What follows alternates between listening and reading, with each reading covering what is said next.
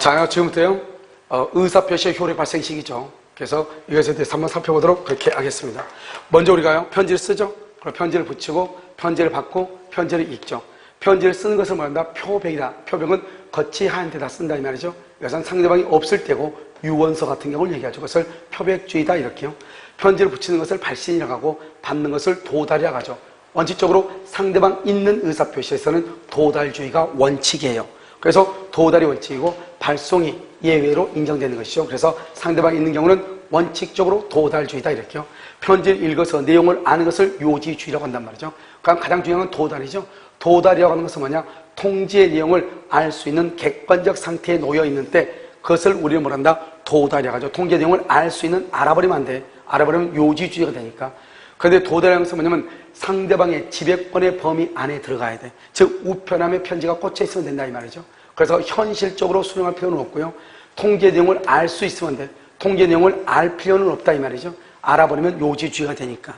알겠죠? 이것을 의사표시 효력 발생 시기 중에서 도달에 관한 내용이고요. 그럼 우리가 도달로 인정하는 것과 도달로 인정하지 않는 것, 그 다음에 논란이 있는 것들 이렇게 이렇게 구별한단 말이죠. 등기 우편이라든가 내용 증명 우편은 반송되지 않았다? 그러면 도달로 보는 것이에요. 그런데 보통 우편이라든가 신문 광고의 경우는 도달로 보지 않아요. 그런데 문제는 뭐냐면 등기 우편인데 상대방이요 전입 신고지로 편지를 보냈어. 그런데 그 사람이 실제로 거기서 거주하지 않단 말이죠. 그러면 도달이 아니에요. 왜냐? 우리 민법상의 주소지는 생활의 근거가 되는 것, 그것을 우리는 민법상의 주소지라고 한단 말이죠. 그러니까 실제로 거주하지 않죠? 도달로 보는 것이 아니다. 그 다음에 채권 양도 통지서를요 임차인이 임대인에게 발송을 했어요. 발송했는데 그 임대인의 가사도우미가 그것을 수령을 했어. 수령한 직후에 다시 해수에 갔어. 직후에 다시 해수에 갔어. 그러면 어떡하죠? 그러면 임대인이요 기가를 했을 때 편지를 읽을 수 있는 상태가 되지 않잖아요. 그런 경우는 도달로 보는 것이 아니고, 동업자의 사무소에다 편지를 갖다 줬어. 그런데 이 우편 배달부가요 누구한테 편지를 준지를 모르는 거예요. 신원이 불분명한 자에게 편지를 줬다, 이 말이죠. 그것은 도달로 보는 것이 아니에요. 그런데 상대방이요 정당한 이유도 없이 수령을 거절해.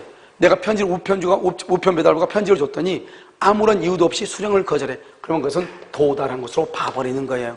알겠죠? 그래서 시험에 뭐라고 나오냐? 정당한 사유 없이 수령을 거부하면 상대방이 통지의 내용을 알 수 있는 객관적 상태에 놓여 있는 것으로 본다. 상대방이 통지의 내용을 알 수 있는 객관적 상태, 그것을 도달이다, 이렇게 얘기한단 말이죠. 알겠죠? 그 다음에 우리가 이제 격지자죠. 격지자와 대화자가 있는데, 대화자는 여러분과 내가 대화자죠.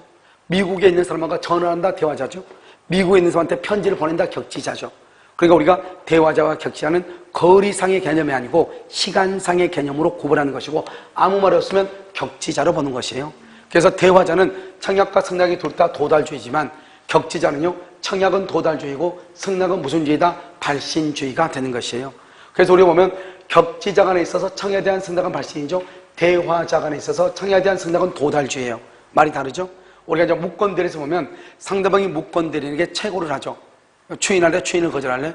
그런데 본인이요 상당한 기간이 지나도록 확답을 맞지 않으면 발하지 않으면 추인을 망설여 본다. 거절한 것으로 보죠.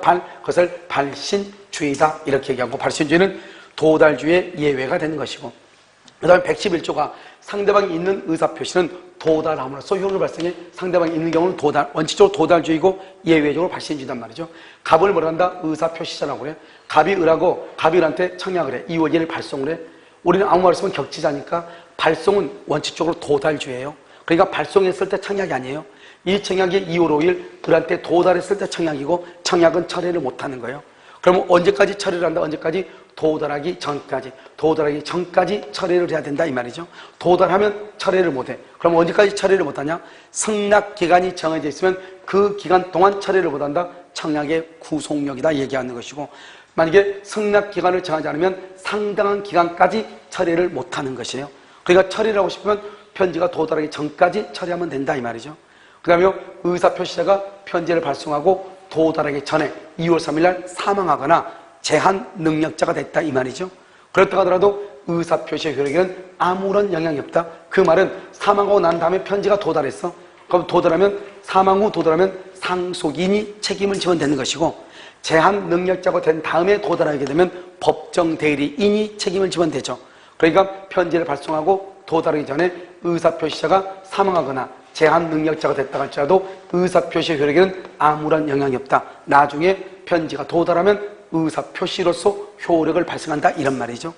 상대방한테 편지가 도달할 때 상대방이 제한 능력자예요.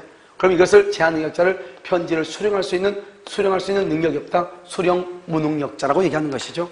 그래서 수령 무능력자이기 때문에 갑은 을한테요. 수령 무능력자한테 의사표시가 도달했다고 주장할 수 없고 의사표시의 효력을 가지고 대항할 수가 없는 거예요.